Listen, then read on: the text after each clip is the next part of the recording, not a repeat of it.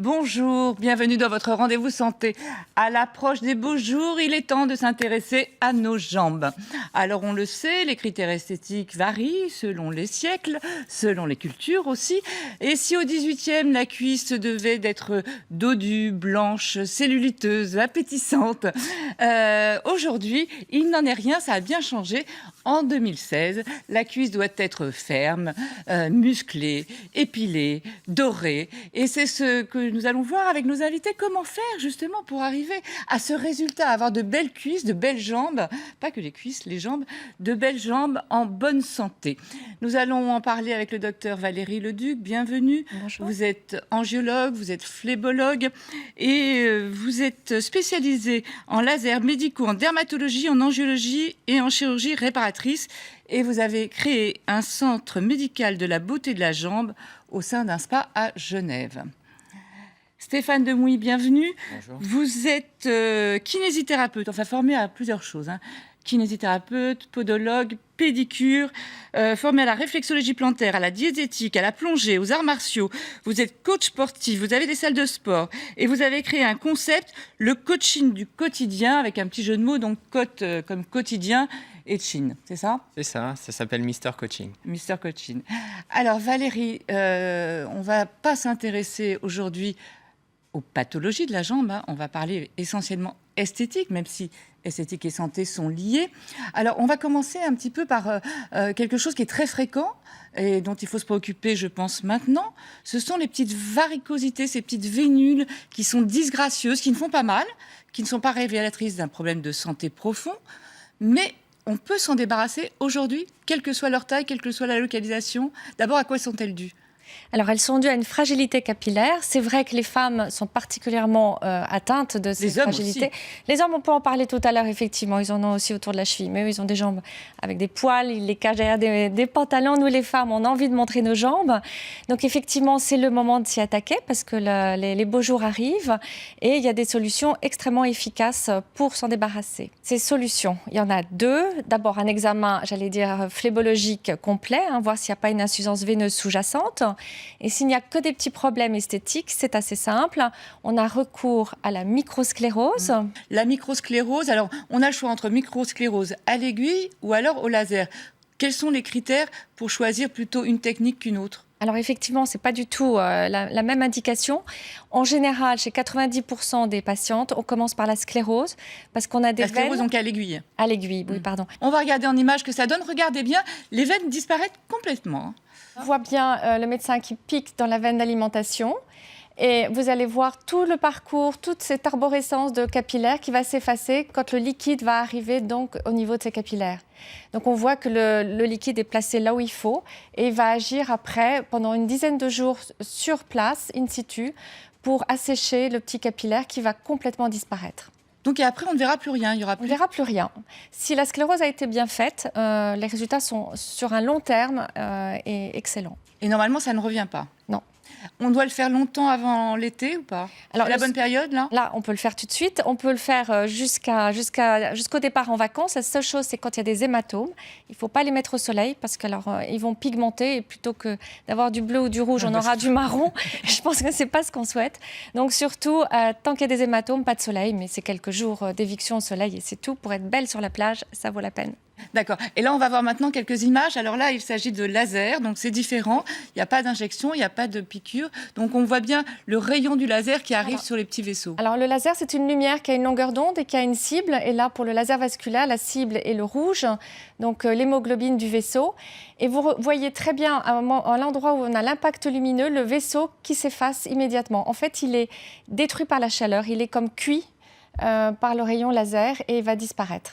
Et on peut avoir quelquefois des lésions un peu plus importantes, comme on va le voir sur cette photo, où justement, là encore, ça disparaît complètement avant traitement et après traitement. Voilà, donc à gauche, on le voit sur ce mollet, l'arrière du mollet. Voilà, on voit un creux poplité bien abîmé par ces capillaires dilatés.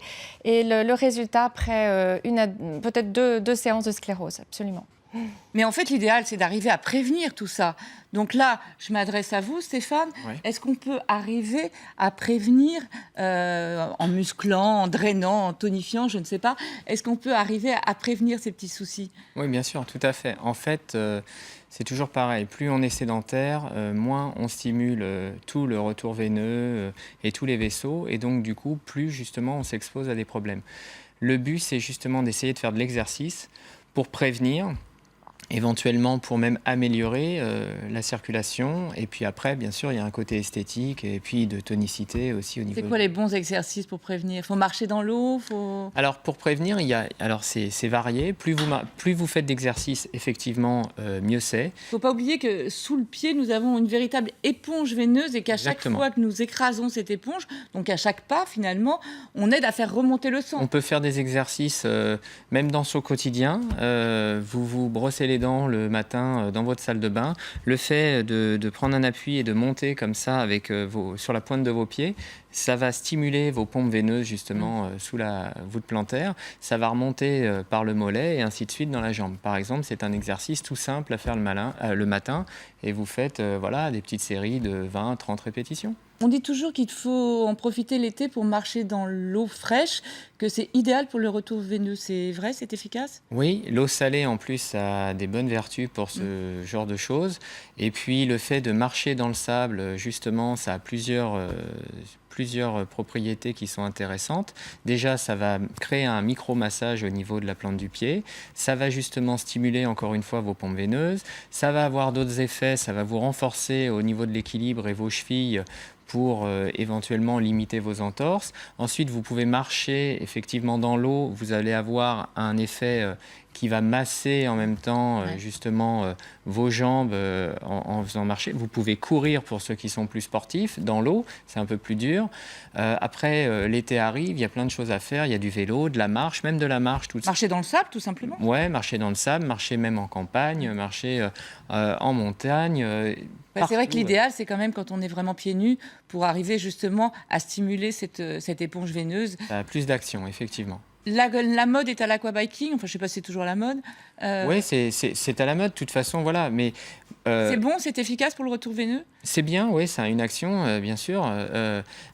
Pour ceux qui n'ont pas la chance de pouvoir faire de l'aquabiking, vous pouvez tout simplement faire un peu de vélo, vous faites votre séance de vélo, et puis si jamais vous prenez 10 minutes à la fin de votre séance, vous mettez une crème, même hydratante, ne serait-ce que pour la peau, pas du tout axée pour le retour veineux, mais si vous prenez votre jambe et que vous massez régulièrement, toujours de bas en comme haut, ça, voilà, exactement, votre jambe, vous allez améliorer le retour veineux.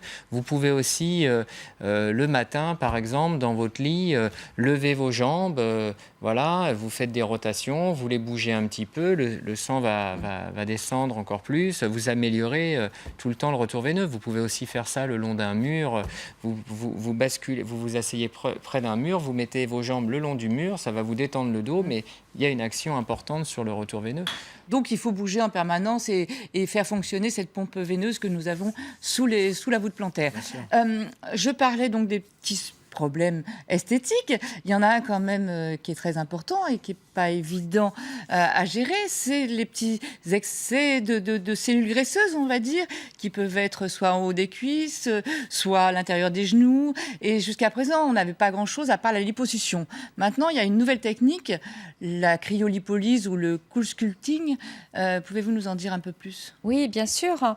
En fait, ce sont des chercheurs américains qui se sont rendus compte qu'en congelant les cellules graisseuses pendant un temps défini, on détruisait, on provoquait leur mort.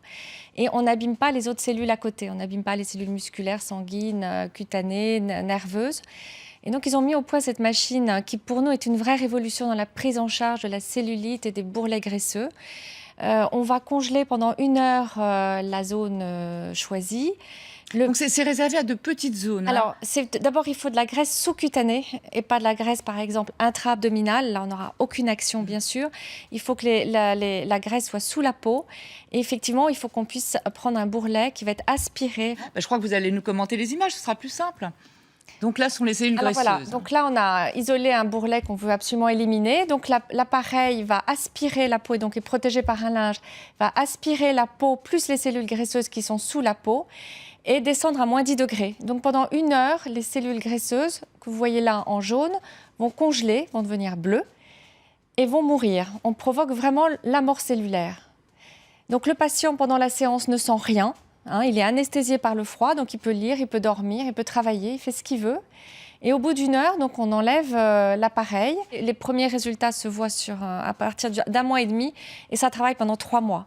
Et on perd 30% de volume sur le bourrelet ciblé. Donc les résultats sont vraiment très très satisfaisants. Les gens sont très contents, ils perdent une taille avec une séance. Après, on peut recommencer si on veut. D'accord. Mais on a un bleu après, parce qu'une fois que ça a été aspiré comme ça, la zone, non? C'est très rare. Au maximum, on a des pétéchis, c'est-à-dire des tout petits capillaires qui claquent en superficiel et qui restent 24 heures. D'accord. Et on peut le faire donc sur des petites zones, par exemple l'intérieur. Oui. Face interne des cuisses. Oui. On fait la culotte de cheval.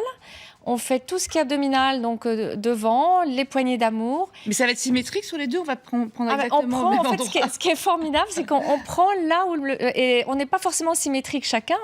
Donc, on va placer la machine là où le relief est le plus important.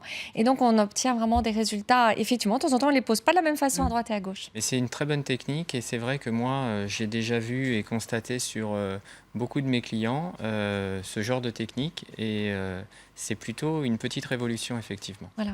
Mais après, derrière, il faut continuer quand même, j'imagine, à se muscler, à faire de l'exercice régulièrement. Bien sûr. D'enlever la graisse, c'est une chose, mais ça ne vous donne pas la tonicité et la musculaire, et ça ne vous donne pas non plus la puissance musculaire, etc.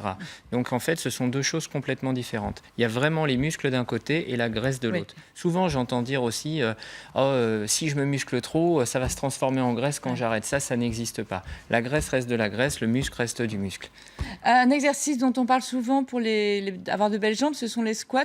Ça se passe comment? Il faut être assis, jambes parallèles? Alors, il y a plusieurs façons de les faire. Vous avez différentes techniques qui sont différents exercices qui sollicitent différentes parties du corps.